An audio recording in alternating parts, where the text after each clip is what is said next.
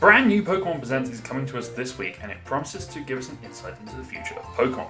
It's not all that common that we get a Pokémon Presents in February for Pokémon Day, more Pokémon news a month later in the Nintendo Direct, and then a second Pokémon Presents later in the year. It's based the question of what news will we be getting, and the question that I'm hoping will be answered is which Pokémon are going to get Mega Evolutions in Legends ZA?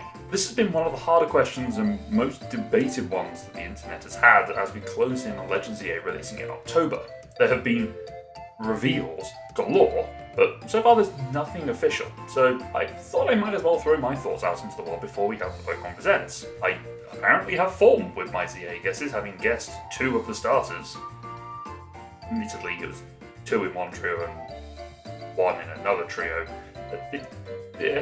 If Game 3 hadn't bamboozled us by picking Chikorita and Totodile, I might have got them right. Who knows? But I'm pretty excited to see what they do. Before I start naming names, I need to narrow down the criteria a little bit because we have a lot of Pokemon to choose from. Firstly, I don't think there should be any new Megas for Pokemon that already have a Mega Evolution, so no Charizard or Mewtwo Z, for example. Second, I think it's far more likely that any Pokemon who have had some kind of special treatment in the past game, be it Gigantamax form, a new evolution, Paradox form, regional or conversion variant, are just not likely to get a new Mega Evolution.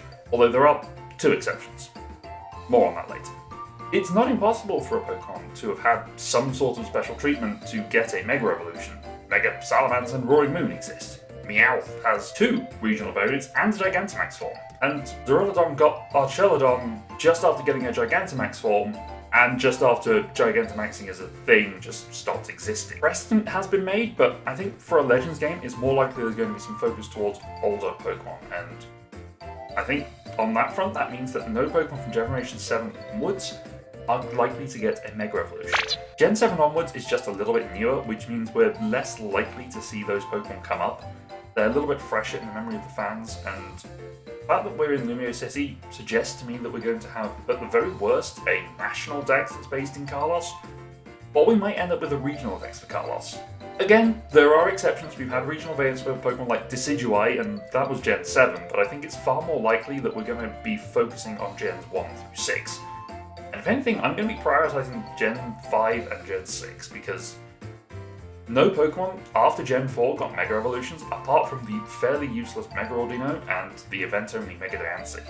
X and Y focus more on Gen 1 Pokemon, and Boras, unsurprisingly, look more at Pokemon from Hoenn, so I think we're more likely going to see some Sinnoh or Unova Pokemon getting some Mega Evolutions, probably even Kalos as well. The last thing, which is more of a guide than a hard and fast rule, is I'm going to try and focus on Pokemon which have a base stat total less than 500. And I hope this is what Game Freak is going to be doing, because I think getting Mega Evolutions for pseudo-legendaries and legendaries is a bad use of the mechanism. They're pretty powerful already, they don't need the extra 100 base stat total points. A lot of the forgotten Pokemon that haven't had any special attention are pretty weak on their own, so a good buff in the stats might make them necessary to be usable again. With all those limitations, that gives us 244 fully evolved Pokemon to choose from. If you take out those which have got more than 500 in their base stat points, then you only have 172. I'm going to try and narrow it down to around 30-ish, maybe 40. I'm going to start things off with the short list that I picked after watching that first trailer, which included a bunch of fully evolved Pokemon or their evolutionary lines that were running around. These were Aegislash, Arbok, Ariados, Aromatisse, Barbaracle, Chandelure, Chloritza, Dedenne, Diggersby, Dragalge, Emboar, Emolga, Espeon, Feraligatr, Florges, Furfrou, Gogoat, Olucha, Crocodile, Malamar, Meganium, Meowstic, Noivern, Pangoro, Pyroar, Roserade, Simipour, Simisage, Simisea, Slurpuff, Starmie, Talonflame, Umbreon, Victreebel, Pavilion, Watchog, and Zygarde. To me, I thought this meant that they were all being teased as Mega Evolutions, since they all generally fit within the criteria I was mentioned. So these are the 35 that I think are most likely as far as I'm concerned. At least that's what I thought. Having had a bit of time to think about it, I think that Espeon and Umbreon, whilst very cool to see a Mega of those, is unlikely, because you'd either have to have a Mega Evolution for every evolution, which would be cool, or they're just running around because Eevee's going to show up and we love Eevee. Yeah, this one. Call it Salute. As for the rest of the Pokemon on this list, I think they would all be pretty good candidates for a Mega Evolution. Some of them, like Watchog and the Elemental Monkeys, are finally appearing on the Switch, having not been seen in the game since Ultra Sun and Moon, and that was back in 2017. Others have potted about a bit, but are generally pretty forgettable. There are a couple I think deserve a highlight though, and that is Arbok and Victory Bell. They are effectively counterparts and version exclusives to Pokemon who have had some kind of special treatment. In the case of Weezing, getting a regional variant, and Vileplume getting a split evolution in Blossom.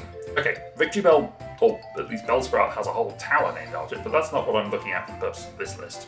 One Pokemon that's a little bit weird on this list, and stands out for that, is Zygarde. Zygarde I don't think really deserves a Mega Evolution. There's already got 3 forms that get progressively stronger. But for the purposes of the story in Legend ZA, I think it's highly likely we're going to have some sort of Mega Zygarde complete form just to take on as a boss fight. Kind of like we had the Eternamax form of Eternatus. In my opinion, legendary Pokemon shouldn't get Mega Evolutions, but if you're going to give one, you might as well give it to the effective box art legendary for this game. Just don't give one to Xerneas or Yveltal. No thank you. Back to the list, and although there are a bunch of Pokemon that are breaching the 500 base stat total rule, quite a lot of those Pokemon are super popular and are very likely to get some form of attention, so why not give them a Mega? Aside from that, realistically, I can't see the starters not getting a Mega Evolution. I think it would be more sensible to give them a new form, since Rowlet, Oshawott, and Cyndaquil all got new forms, but those guys ended up in a brand new region, which affected their biology as evidenced in the Pokedex. Uncovering Megastones seems more reasonable than a variant in this case, since all of them were available in Kalos at some point. Speaking of starters, it does seem a little odd that the starters at Kalos didn't get Mega Evolutions when they were introduced. Chestnut, Delphox, and Greninja are very high on the list to get Mega Evolutions. They've not really had a chance to appear much since their release, so heading back to their home region and giving them that Mega Evolution would be pretty awesome. Having said that, I don't think we're going to see a starter for any other game getting a Mega in this game. The Gen 4 starters are probably lined up for some sort of regional variant in a future Legends game. Scarlet and Violet starters are just too new, and the Galar starters had Gigantamax forms, as did Pikachu and Eevee, who aren't fully evolved anyway, but they wouldn't be qualified for a Mega. Finally, on my list of potential Megas are the 2 Pokemon who break the rules that I mentioned earlier about new evolutions and regional variants. First of those is Slowking. Split evolutions are not very helpful for finding Mega Evolutions, which is kind of why I eliminated evolutions early on. I'm sorry! But the fact that Slowbro got a Mega and not Slowking means justice must be brought for the king! They both got Galarian form, but only one of them got the Mega? That doesn't make sense in my book. Let the shoulder eat from the head down rather than the tail up. Well, the brains are tastier than the butt. The other exception is pretty identical circumstances, and that is Frostlass. Glalie getting a Mega made sense because it's one of the key Pokemon you came across in the Hoenn region, and it's one of the signature Pokemon of Glacier, one of the Hoenn Elite Four members. But not giving one to Frostlass seems pretty cruel. As I said, the split evolution makes things a little bit tricky, but they did one for Gardevoir and Gallade, even though Gallade got his later than Gardevoir did. Only by 1 game though, so... And before the comments jump up and say, well, what about Cleavor? I will point out that Cleavor is Gen 8, and probably a little bit too recent for consideration. Too recent is a bit of a strange label to give a form from an old past variant, but you know what I mean. So those are some of the Pokemon that I think are likely to get a Mega Evolution in Legends ZA. Let me know in the comments below if you agree with my picks, and give a shout out to any that you think are going to make the cut.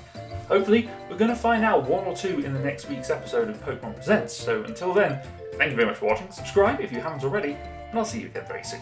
Bye.